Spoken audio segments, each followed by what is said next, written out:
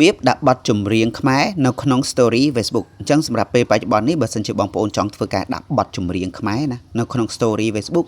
យើងមិនចាំបាច់ធ្វើការប្រើជាមួយនឹង VPN អីទេយើងអាចធ្វើការដាក់បទចម្រៀងខ្មែរបានដោយងាយតែម្ដងអញ្ចឹងខ្ញុំមានកលឹះថ្មីសម្រាប់ធ្វើការចែកជូនបងប្អូនទាំងគ្នាអញ្ចឹងកុំភ្លេចមើលវីដេអូនេះរហូតដល់ចប់អញ្ចឹងវិធីសាស្ត្រក្នុងការដាក់បទចម្រៀងខ្មែរបាននៅក្នុង Story Facebook ណាយើងចុចកន្លែងសញ្ញា Search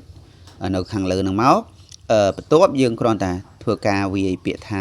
ចម្រៀងខ្មែរបាទ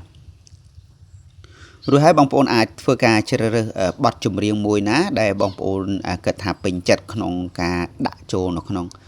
Story Facebook ណាយើងចុចទៅលើបទចម្រៀងមួយហ្នឹងមកហើយបន្ទាប់មកទៀតបងប្អូនចុចកន្លែងសញ្ញាព្រួយបាទអញ្ចឹងយើងចុចកន្លែងសញ្ញាព្រួយហ្នឹងហើយបងប្អូននឹងឃើញពាក្យថាអូខេ your story ត្រង់ចំណុចខាងក្រោមហ្នឹងបាទអញ្ចឹងយើងចុចនៅលើហ្នឹងមក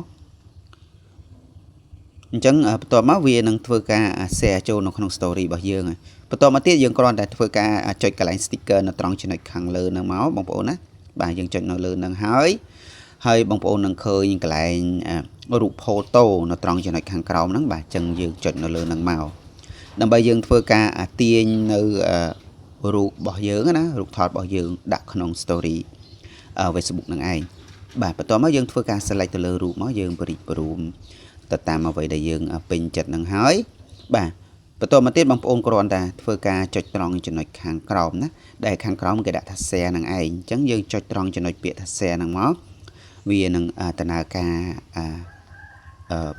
បទចម្រៀងហ្នឹងណាបងប្អូនបាទបន្ទាប់មកទៀតយើងពេលដំណើរការរួចរាល់យើងគ្រាន់តែធ្វើការ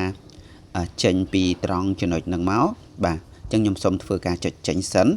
ដើម្បីទៅឆែកមើលកន្លែង story Facebook របស់យើងណាយើងអាចដាក់បទចម្រៀងនឹងបានឬនៅបាទអញ្ចឹងបន្ទាប់ពីយើងចេញហើយបងប្អូនឆែកមើលកន្លែង story នេះវានឹង load មកឃើញទេបាទអញ្ចឹងយើងអាចធ្វើការដាក់បទចម្រៀង